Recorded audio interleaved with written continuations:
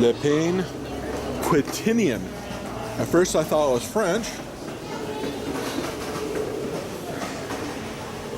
but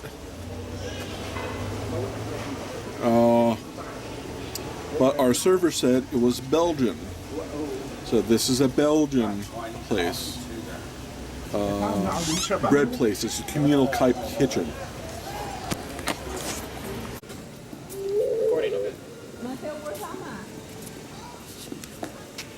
Hello, and welcome on this cold and rainy day. Well, not rainy day, but a cold day. Cold day. To Two Guys Take on Food. And today we were going to review the Pain Quiotidien. The Pain Quiotidien. Yeah. He says it so nicely. So, if I say it nicely. Right. So this is a organic place. It's history comes from Belgium. They have a lot of their breads. Actually, all the recipes are still made through Belgium. Brought to America. The mother bread you're talking about. The mother loaf, yeah. Right. A lot of organic options. Organic is the theme for the restaurant, and well, as we'll soon see, that plays a lot of part of what we had today. We remember it. This is a cheese platter that we got. Comes with Gruyere, goat. You don't remember that name. White cheddar, and brie. Or no, that looks more like blue cheese. Maybe that's a brie. Maybe that's a brie, and that's the blue cheese. Yeah, I think that's it. And that's a little bit of sun-dried tomato. That's a sun-dried tomato and a couple of small olives. You can tell by the size of my hand. Yeah. You don't get that much. Now, when we came in, we shared as an appetizer the cheese plate. The cheese plate, yes. Okay, what kind of cheeses did we have in that thing? We had the goat cheese. Right. Aged Gruyere. Okay. Blue cheese. White cheddar. White cheddar, yes. And we had brie. Brie. Okay, yeah, brie. I got that confused with cheese earlier. Now, I'm a really big fan of cheese, which is one of the reasons we got this. But honestly, I was somewhat disappointed by the cheeses. Fan, he says. You hardly had any. Well, that's the thing. I'm a fan of cheese, but I didn't have that much. The white cheese was actually decently good in my opinion. They came with some nice artisan bread and wheat bread, right? I like the wheat bread, by the way. But outside the white cheese, nothing really stood out to me. Not even the goat cheese?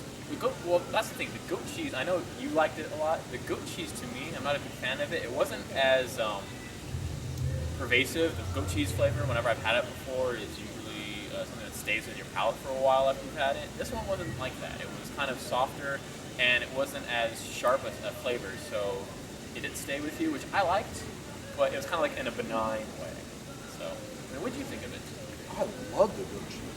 Usually goat cheese, well, all the goat cheese I've had in the past has been really tart in your mouth when you taste it. And really tart and tangy, and but I tried a little bit of it and I said, oh wow, it was really mild. And it really surprised me how mild it was. And the food, it was good. Oh, the texture is great, yeah. I had some of the brie. For me, it was all right. What was the long white strip that you had? It was on your sandwich we had later? Oh, the aged Gruyere. The aged Gruyere. I actually like the aged Gruyere. It had a kind of a sharp front flavor and not really an aftertaste, but it was really mild once you got into it. So. Yeah. I smelled it first. And I said, ugh. But I tasted it much better. Much better than it smelled. Yeah. So, anything else you want to say about that before we move on? We can move on. Okay. No. Let me know what's on. This is the roast chicken with arugula, smoked cheddar, and I believe those are pickles and small avocado you can slice on your own. ooh, and radishes, yeah. Yeah, good stuff. This is my Paris ham and aged Gruyere. Looks like three different types of mustard there. Some radishes. Ooh, pickles. Looks good.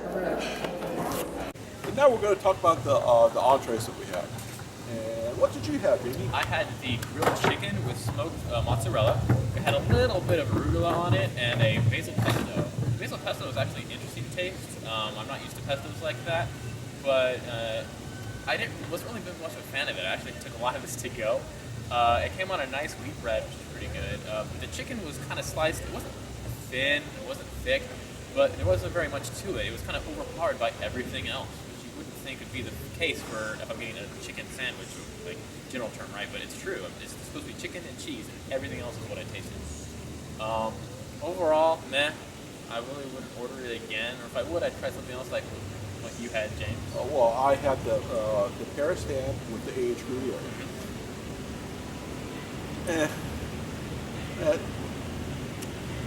I wouldn't order it again, even though it came with a little bowl filled with Dijon mustard, stone ground mustard, and then an olive top nut.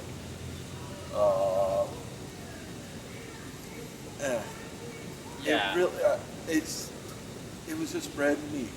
I mean, the mustards were a nice choice. Yeah, but it was just bread and meat.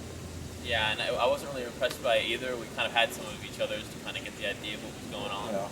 Yeah, I mean, I hope these two sandwiches aren't indicative of the rest of the restaurant kind of thing, like the other sandwiches you might have later, right? But overall, kind of unimpressed with all these sandwiches. Yeah, that's true. Yeah. Well, dessert. This would be the Belgian Brownie. It's a pretty good size. The flavor is actually really good. It tastes just like the fudge that I had with the hot chocolate I ordered earlier. So a good little consistency there.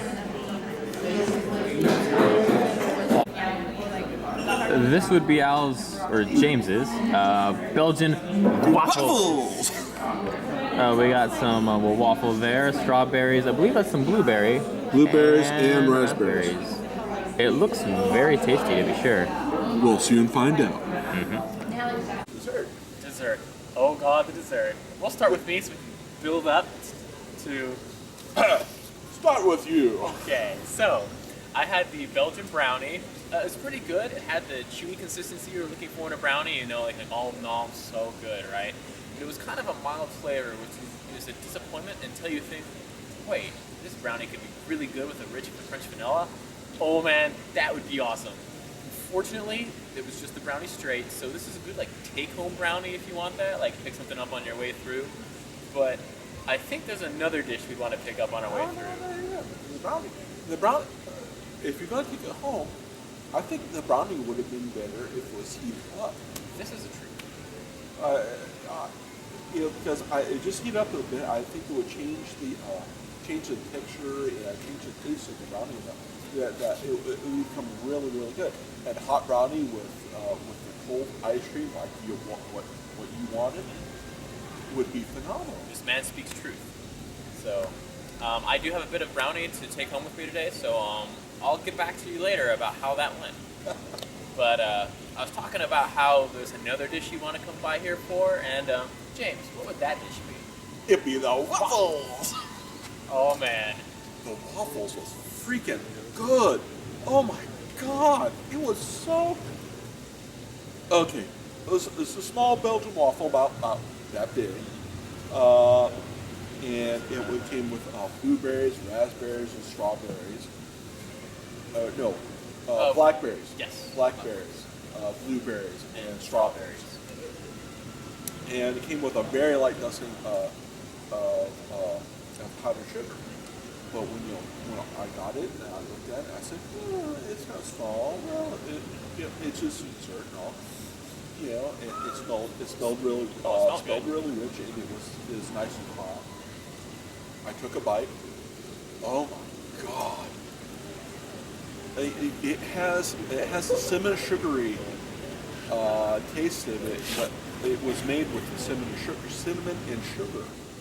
Some honey or something maybe in there too. Or instead of the sugar, it could have been honey, but because it was on the outside of it. I checked. It wasn't on the outside. It was baked into it. Oh my God! Oh, these waffles are amazing. Easily, if you come here ever for anything, get the waffles. They are that good. The waffles are that good. It came out. He got his brownie first, right? And it took a couple minutes for us to get the waffle because they had to make it. It was fresh. It was hot. The berries on top. It didn't even need the berries. No, they were great It didn't for even. It didn't even need It didn't even need syrup of any kind. I didn't have. It didn't come with it. I didn't have it. I had it as is. Oh my God! I am coming back at some point. James is coming back at some point for the waffles. And that's the only reason why we keep coming back to this place. This is true, but oh man, waffles. Waffles. All right, so on the side, I also had a hot chocolate. It was nothing compared to the waffles, but it was a nice little bowl of hot chocolate milk, a little bit of chocolate, but they gave you like a mini teacup worth of your own fudge you could pour in, which is a really nice addition. You kind of make the hot chocolate yourself. See how much chocolate do you want. I love that little choice. Oh, that's pretty good. Yeah. But man, the waffles. All right, so judgment time. James, would you come back here again? I would come back for the waffles. And I agree. I would come back for the waffles. would you bring a friend here? For the waffles, yes, I would. Well, for me, if they liked waffles, and if they didn't like waffles, I'd feed it this waffle, and he would like the waffle. Yeah. The atmosphere. It was kind of too loud when we first got there. James pointed that out. He was right. And They have the hardwood tables, hard floors, hard walls. yeah, They reflect the sound very good. Yeah, but after like 10 minutes or so, it kind of thinned out, and it was actually like a nice little mellow background noise. This would be kind of a good place to bring someone and talk, have a good waffle while you're, seriously, just come to the waffles, hang out. So I like the open air thing once it quiets down. Yeah. The service. Service? Service was okay. We were kind of in the corner, right? Which I don't mind enough. We should say the server was kind of like, he didn't attend to us as much as he should have, but he was very, very knowledgeable about Yes. the whole thing. He taught us how to pronounce the Pain Quiotidien. Yeah. Because I thought it was French, but it turns out it's Belgian. And in the Pain Quiotidien, he knew what a tartine was. He knew... all the cheeses, you explaining them and what they might go with. Yeah. So he was very knowledgeable about his thing. Very passionate about the waffles. Yes, he was. But yeah, the service, they could have attended just a bit more, but they know what they're talking about.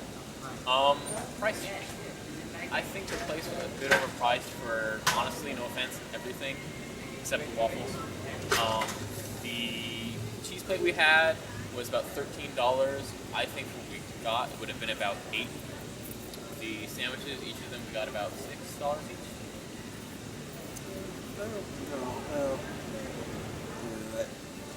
each. It wasn't all that good. It was like you didn't get enough for what you paid for. Yeah. James pointed out, though, we came today, with kind of all the chairs inside, you had to go inside to eat. If this has been a sunny day with all the chairs outside, everything we bought would be a really good conversation dish. You could sit down and that'd take the edge off what you would focus otherwise on the food. It'd be a good place to come for that. Or the waffles. Or the waffle. But getting back to our point, would you bring it in here? Not to keep running the joke, but I would bring a date here for the waffles.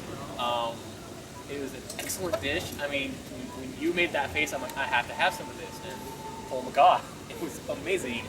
For the atmosphere I talked about earlier, it'd be a good conversation place. Second or third date, I wouldn't come here first date. Yeah. Unless they're big and organic, but Well, even then you can find organic restaurants, which would be much better than even Holly Farm food. So yeah, I think that's it for today's episode of Two Guys Take on Food. If you like this video, be sure to either favorite us, Like us. I want subscribes. I want subscriptions. So subscribe to us. Yes. In 2 weeks' time, we're going to do our Two Guys Take On. Taste of Texas, my favorite restaurant ever. And we're going to be closing up with our First season. our first season with this. Christmas special, hopefully. Well, we're going to be closing up our first season with the Taste of Texas, and then afterwards we're going to take a break off, and we're going to do take a break off for Christmas. You're going to see us for season 2 in January sometime. Right. Unless we find, like you said, Christmas, a nice place with a Christmas theme. Christmas theme, yeah. You know, because it is December 1st today, and it's going to be. A little bit like Christmas. Yeah. Well, we'll see you then. Yeah. We gotta come up with. We still got to come up with a catchphrase, or each of us.